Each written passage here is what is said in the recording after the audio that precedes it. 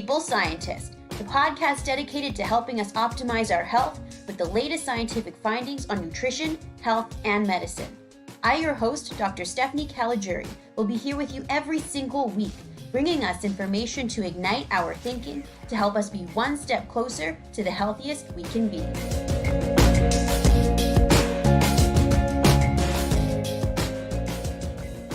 Hello, my People Scientist Army, and welcome back to the People Scientist Podcast, where I arm you every single week with the latest evidence on nutrition, health, and medicine. This week, I wanted to share with you some information on our blood cholesterol levels, heart disease, and ways to lower our risk of cardiovascular events such as heart attack and stroke. One of my listeners, Phenol Blue, requested I do an episode talking about the differences between good and bad cholesterol, so that'll be coming at you right away. Before I jump into today's topic, I wanted to answer a few questions I received on last week's episode. Some people have asked, what about olive oil and avocado oil? Are they healthy to cook with? Are they likely to produce those toxic lipid peroxides? Well, if I had to simplify it all down to one statement, here it is. Extra virgin coconut oil is the best to cook with. Next best would be extra virgin olive oil and avocado oil. They are shown to be similar. Then the oils to avoid heating include soybean, sesame, corn, canola, vegetable oils, and flax oil, for example. Remember, some margarines contain these oils. But flaxseed, for example, is very healthy for us. We just need to avoid heating it and purchase cold-pressed flax oil instead. If you repeatedly heat an oil to high temperature, you are more likely to produce harmful lipid peroxides. So don't keep your fryer oil and continually reuse it. Some people have also asked about butter and clarified butter, also called ghee. These are far less studied for their heat stability and safety. So there are not enough studies to really answer that question. Based on the fatty acid composition of butter, it is likely to be fairly stable when heated. But what I can say is just like our bodies contain lipid peroxides, animal fats can too. So lipid peroxides do naturally exist in animal fats already. I hope that helps clarify this topic of cooking fats and oils with everyone. And if you have any more questions, feel free to reach out to me on social media. I wanted to change the format of my episodes a little bit to try and appeal to everyone in my audience. I find that sometimes I may lose some people in the scientific jargon and studies, while at the same time, some people really want to hear about the specific details of the study and the scientific evidence. So from this point forward, at the beginning of each episode, I will arm you with my core takeaways. Then, if you are interested in the details, then you can keep listening on. So my core message for today's episode that I'm arming you with today is this. HDL is generally considered our good cholesterol, and LDL cholesterol is generally considered our bad cholesterol. It is said that the ratio of these two to one another is what is most important. But why? Well, let me put it this way. The good HDL cholesterol are like the custodians of our arteries. They can help clean our arteries. LDL cholesterol that is oxidized is like the messy kindergarten kids, which can make a mess of things. An oxidized LDL can lead to clogged arteries. If we have one custodian to say 25 kindergarten kids, then that classroom is likely to be fairly messy. Or in other words, our arteries are more likely to become clogged. If instead we have 10 custodians to 25 kindergarten kids, then that classroom is going to be pretty clean because that is a much better ratio of custodians to kids. And so our arteries are thought to be more clean and less clogged if we have a good ratio of HDL to LDL. The other core message I want to arm you all with is how to raise our HDL good cholesterol and how to lower our oxidized bad LDL cholesterol. So first off, if you're a smoker, stop cigarette smoking. Diabetes is a huge risk factor for heart disease, so please maintain healthy blood sugar levels. Avoid high fructose corn syrup, avoid high intakes of sugar, trans fatty acids, butter and processed meat. Avoid heating or cooking at high temperatures with unsaturated fatty acid oils such as vegetable oils. Now, what is good for our heart health? Exercise, intermittent fasting or time-restricted eating, vitamin C, soluble fiber, omega-3 fatty acids, and phytosterols, which can be found, for example, in citrus fruits, avocados, nuts, flaxseed, chia seed, hemp seed, and flax oil, but do not heat these food items. Okay, so those are the core takeaway messages of today's episode. So now let's get into more detail. Cholesterol is a type of fat that all animals produce, and cholesterol is very important because it is turned into hormones, vitamin D, and comprises the membranes of our cells. Cholesterol is very important in our nervous system, where cholesterol helps create the protective myelin sheath that surrounds the axons of our nerves. The myelin sheath is what is impacted in patients that are living with multiple sclerosis.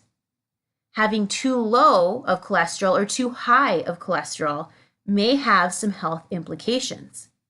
Now, you can find out if your cholesterol is too high or too low when you go for an annual checkup at the doctor's office.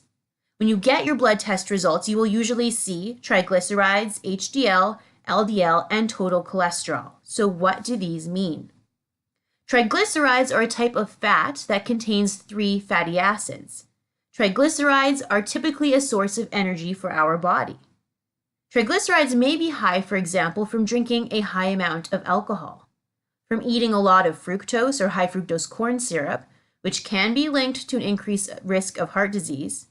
Or interestingly, triglycerides can be temporarily raised if you're eating a low-calorie diet, which in this scenario is not a bad thing. You see, when you are eating a low-calorie diet or a low-carb diet even, your body will release fat from your fat storage sites in order to be turned into ketones for energy.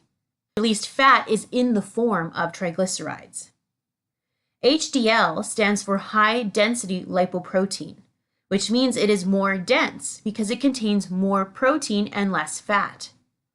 HDL is considered the good cholesterol because its job is to take fat away from our body and away from our arteries and bring it to our liver so we can use it for many things, including hormone production or to be used for energy. HDL has been implicated in helping reduce atherosclerotic plaques or clogged arteries. LDL stands for low-density lipoprotein. LDL is generally considered as our bad cholesterol because it takes the fat from our liver and stores it in our body or potentially even in our arteries. As a result, LDL cholesterol has been associated with an increased risk of heart disease. Now, how big the LDL particles are in our body are important for determining their impact on our health. The smaller and more dense the LDL particle, the more strongly it is associated with heart disease. This type of small, dense LDL is more commonly seen in patients with type 2 diabetes. In 1999, Helly showed this. However, I would have to say that LDL being coined as bad is a bit inaccurate, as LDL cholesterol only becomes bad when it turns into something else, called oxidized LDL. Oxidized LDL is really the culprit in heart disease because that is what elicits an inflammatory response and the development of clogged arteries. Cigarette smoking, for example, is a huge risk factor for oxidized LDL because cigarette smoking can induce free radicals and oxidation of cholesterol and can contribute to clogged arteries. For example, someone can have normal LDL cholesterol levels, but for example, be a very heavy smoker and as a result have a lot of oxidized LDL and be at a greater risk for heart disease than someone, for example, who maybe has slightly higher LDL, but eats a lot of antioxidants and never smoked, because this person would be far less likely to have oxidized LDL versus the smoker. Besides cigarette smoking, there are other ways cholesterol can become oxidized. If you remember from last week's episode, I talked about how fats can become oxidized if we heat or fry with them. And they can become oxidized by free radicals and inflammation in our body as well. These lipid peroxides are toxic to the cells in our body and contribute to fatty streaks and atherosclerotic plaques or clogged arteries. Now here's an analogy to help explain LDL cholesterol.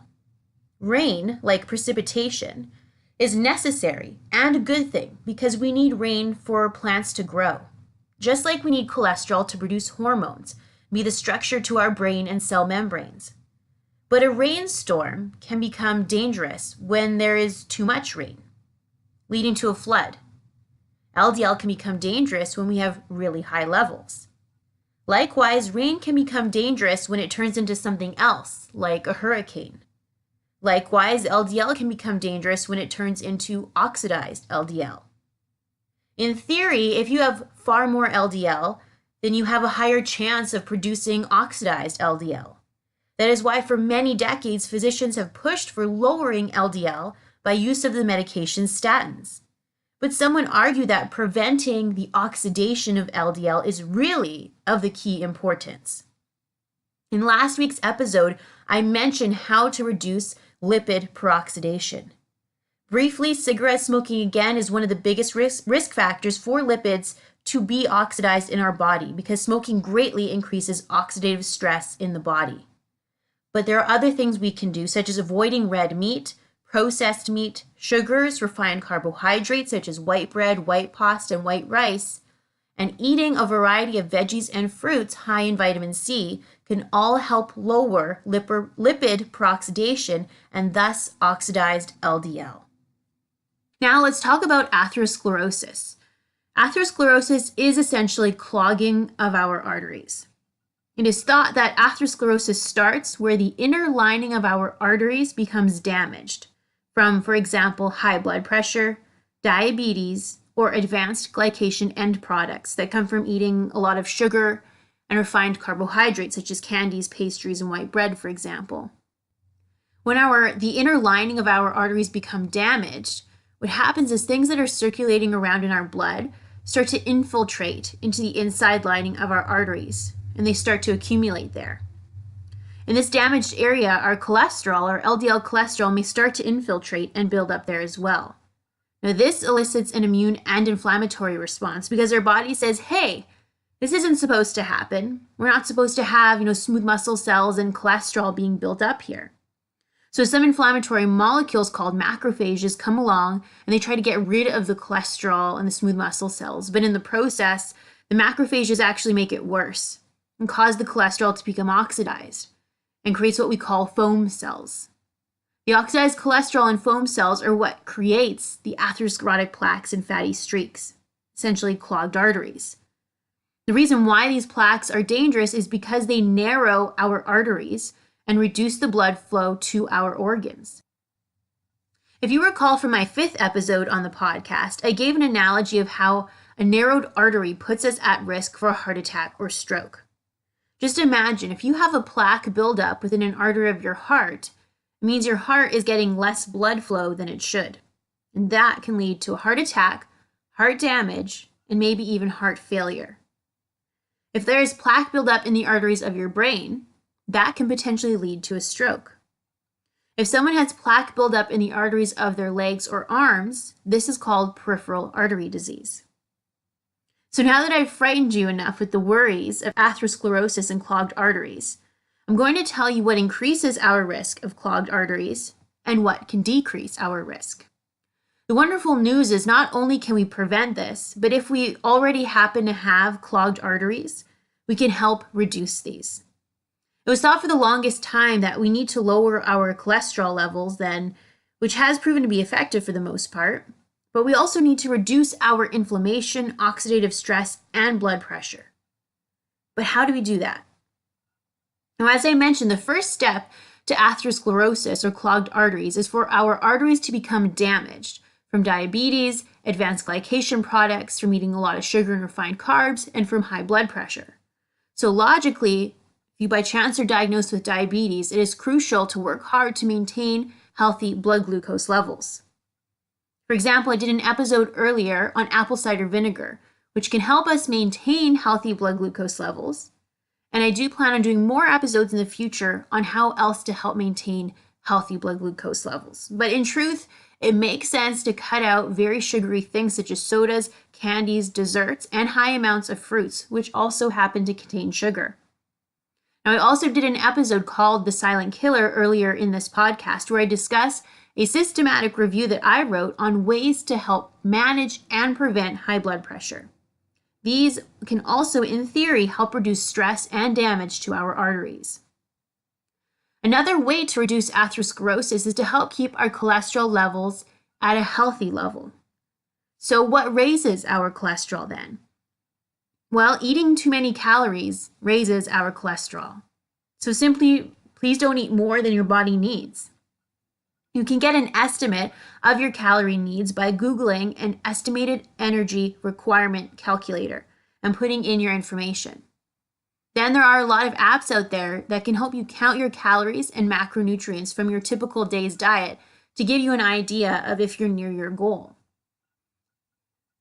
Now, some sources of saturated fatty acids in the diet can raise LDL cholesterol as well, but not all saturated fatty acids are the same. For example, coconut oil and butter are both high in saturated fatty acids, but both have a very different effect on cholesterol levels. Call last year in the journal BMJ conducted a randomized clinical trial in which 91 men and women completed the study and were asked to add 50 grams of either coconut oil, butter, or olive oil to their diet daily for 4 weeks. The scientists noted that coconut oil resulted in favorable results on the cholesterol levels because it increased the good HDL cholesterol.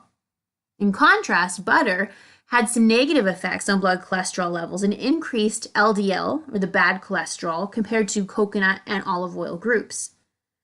You may be wondering why coconut oil is beneficial, but butter was detrimental to cholesterol levels. It could be because coconut oil, yes, does contain primarily saturated fatty acids, but these fatty acids are medium chain in length, meaning that they are more likely to be converted to ketones for energy very quickly instead of being stored on cholesterol molecules or in our fat tissue. Butter, on the other hand, has longer chain saturated fatty acids that are less likely to be burned up for energy and more likely to be stored on our cholesterol particles.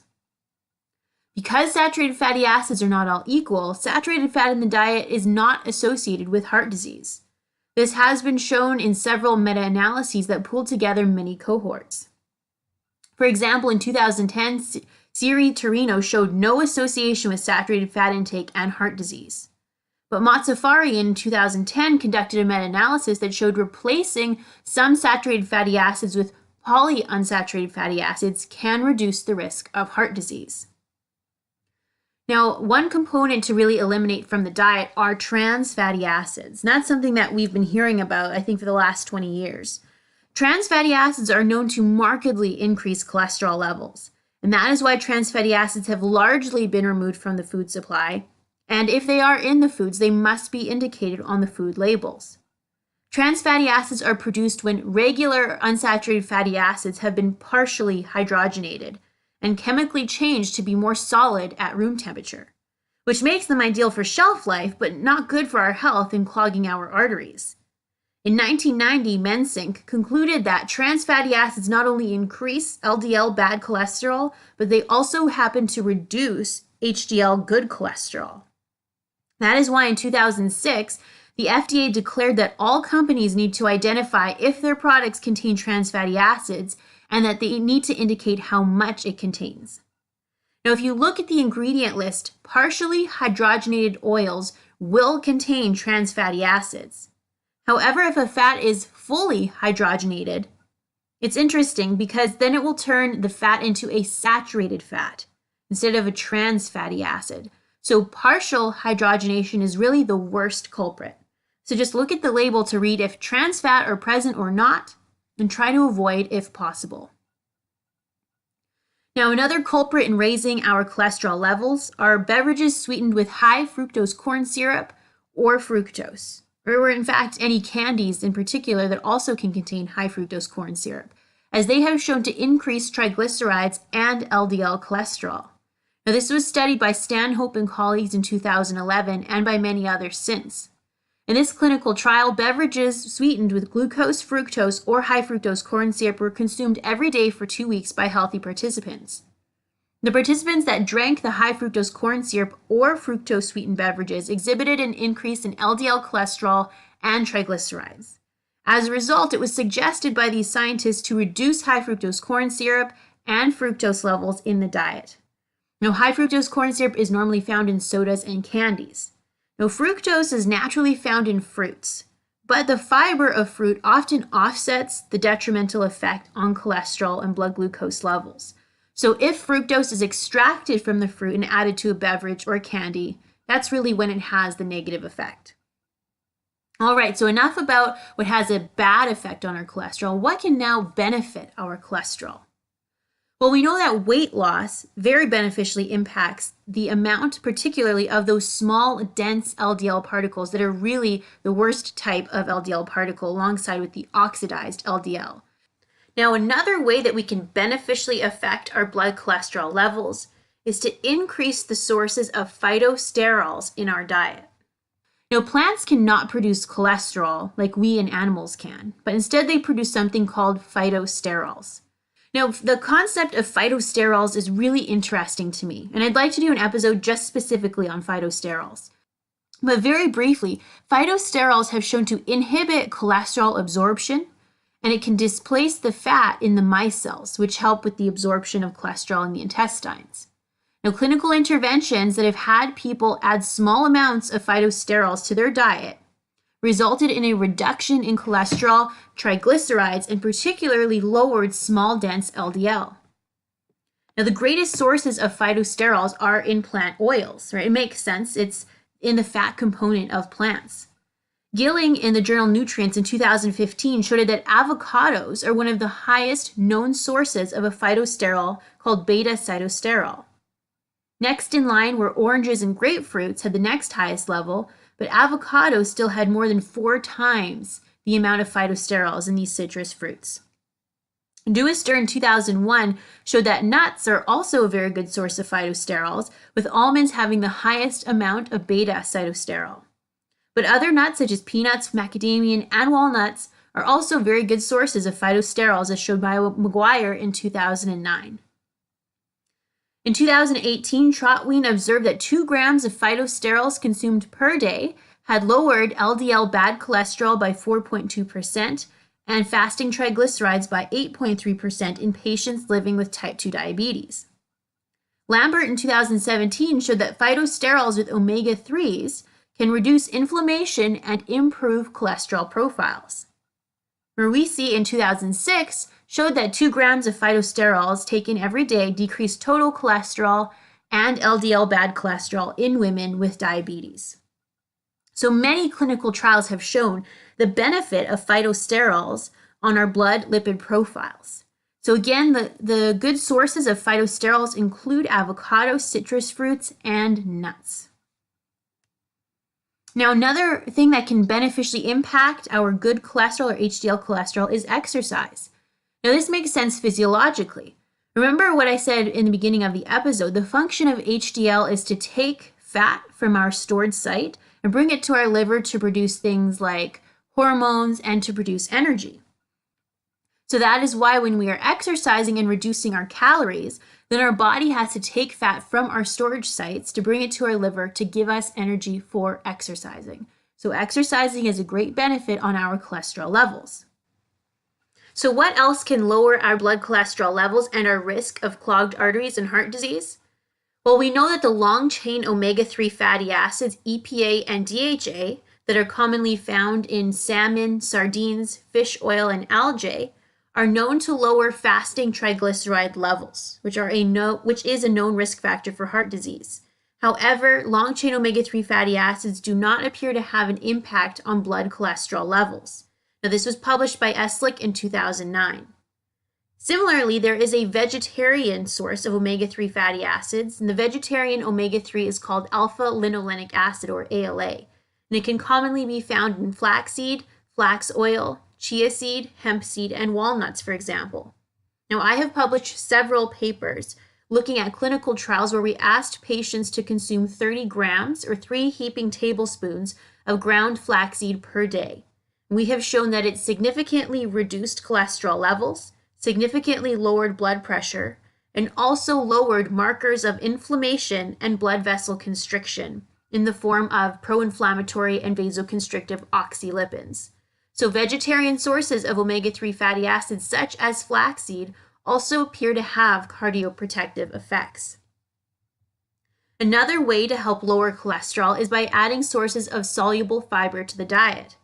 Now, soluble fiber can be found in beans, fruits, oats, chia seed, flaxseed, and psyllium fiber, for example, that can be found in the fiber supplement Metamucil. Now, soluble fiber is able to lower blood cholesterol levels because it absorbs bile acids. Now, bile acids are created from cholesterol.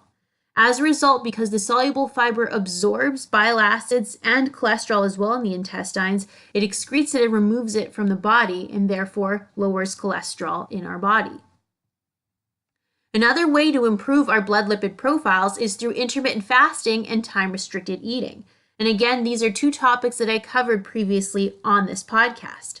We know that intermittent fasting and time-restricted eating has a beneficial effect on both inflammation and cholesterol levels. So in theory, we could hypothesize that it also can reduce oxidized LDL. Now, fasting really changes our metabolism to switch into fat burning mode instead of relying on carbohydrates for consistent energy. So this metabolic flexibility is very beneficial for reducing risk factors for chronic disease. Similarly, the ketogenic diet, which is a fasting mimetic diet, can also have benefit in lowering cholesterol, as shown by a few clinical trials. However, as I cautioned in one of my earlier episodes about this diet, please base your fat sources primarily on plant sources and make sure to stay within your calorie restrictions and requirements so that your blood cholesterol levels do not increase. So if you haven't listened to the previous episodes on lipid peroxidation and inflammation on last week, if you haven't listened to the intermittent fasting or silent killer episodes, I do encourage you to do so because I feel like there's a lot of related and important information to today's episode. Okay, so that is a wrap, my people scientist army. In brief summary, cholesterol is very important for our health as it helps produce our cell membranes, is important in brain health and hormone production. However, too low or too high of cholesterol can have negative health effects. So here are my important takeaways for today's episode. What is bad for our heart health and cholesterol? Cigarette smoking, uncontrolled blood sugar levels, high fructose corn syrup, high intakes of sugars and white carbohydrates, trans fatty acids, high intake of butter, high intake of red meat and processed meat, and heating or cooking at high temperature with unsaturated fatty acid oils such as vegetable oils. What is good for our heart health and cholesterol? Exercise, intermittent fasting or time-restricted eating, vitamin C, soluble fiber, omega-3 fatty acids, and phytosterols, which all of these, for example, can be found in citrus fruits, avocados, nuts, flaxseed, chia seed, hemp seed, and flax oil. But do not heat with these oils as they contain polyunsaturated fatty acids and when heated can produce negative lipid peroxide. So make sure to buy these oils cold pressed and add them to a meal at the end of a meal. So I have armed you with the scientific evidence on cholesterol and heart disease. It is now up to you to do with that information what you will. Make sure to follow me on Instagram, Facebook, Twitter, or LinkedIn, where I post some extra tidbits of information weekly. And you'll often see some very cute photos of the People Scientist Army mascots, Roxy and Luna. So until next week, I hope you all have a super healthy week, and I will meet you back here the same time and same place on the People Scientist podcast. I am a scientist simply sharing scientific evidence. Some of the clinical interventions I discuss are not appropriate for everyone. Before making any changes to your diet or lifestyle, please do consult the advice of your physician or dietitian. My opinions expressed here do not necessarily reflect those of Mount Sinai Hospital and its affiliates.